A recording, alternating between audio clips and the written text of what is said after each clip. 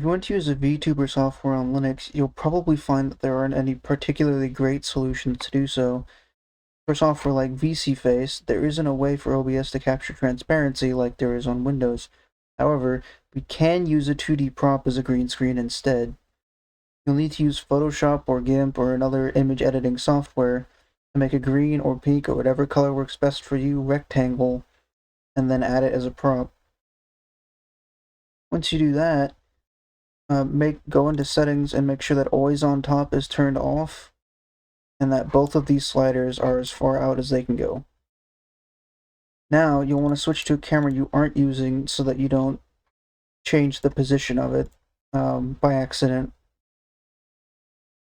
And you'll want to use Alt and scroll wheel to zoom out as far as you can reasonably, and then still holding Alt, left click and drag to move the camera behind your character. Now that you've done that, you can drag the prop onto your scene, grab ideally the middle of it, or a little bit lower than that, since I'm going to be pinning it down here. And without holding Alt, use scroll wheel to make it about as big as the window itself. It doesn't need to be quite that big because of how far out we've zoomed, but you'll want it to be enough that it covers the entire character and then some. So once we drop it, I dropped it on my feet, which means I need to move it to drop it there. Now you shouldn't be able to see your character because we've changed the distance.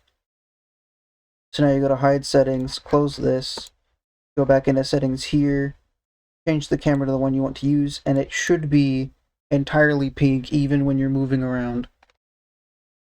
So now you can click here and then use spacebar to hide all of the UI, and now we're ready to go back into OBS and change some things.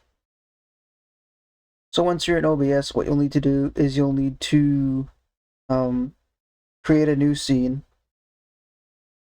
and then add a window capture source.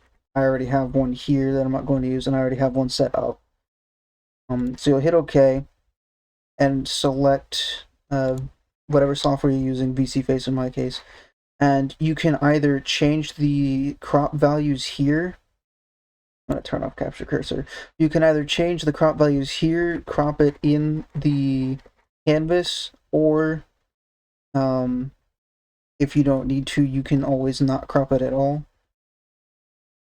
But what we're going to do now is we're going to hit OK and then resize it in the canvas however big you need it to be, and then right click filters, and we're going to add a chroma key filter and change it to whatever color you need. Green is capturing my eyes, which is why I didn't use green. There is another solution to fix it if that does happen to you. I'm going to select magenta, and you'll notice it grabbed my tongue too.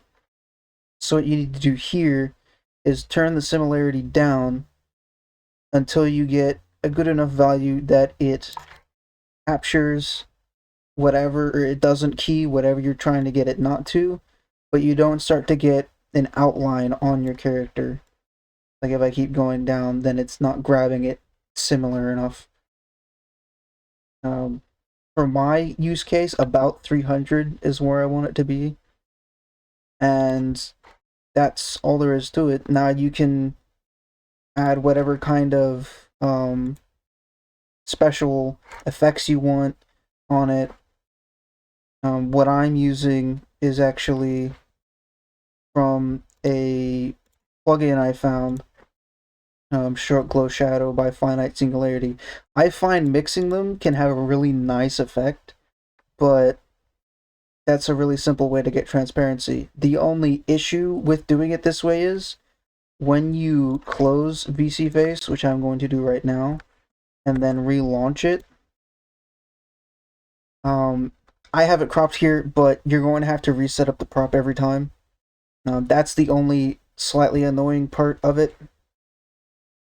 I'm just going to real quickly do it and have it to you with this crop view. We're going to switch to the default camera, since we'll need to change cameras anyway to reset the position. I'm going to turn my character around and then zoom out. Grab the prop, make it bigger. As you can see, it's already keying it, so you can't see it this time. You'll need to make sure that you put it on the avatar, because if you don't, then it'll just show over the screen. Like, I think that's what it's doing right now. Yeah, that is what it was doing. So if it overrides the distance, the prop settings menu, then that means that it's not pinned to your avatar. So again, distance to avatar, max, smoothing. Smoothing doesn't really matter that much, especially if it's below your hip. You can see with smoothing turned off, it turns more. So you'll hide settings, close that, go back to normal settings, closer, and see now, this is the best solution I've found.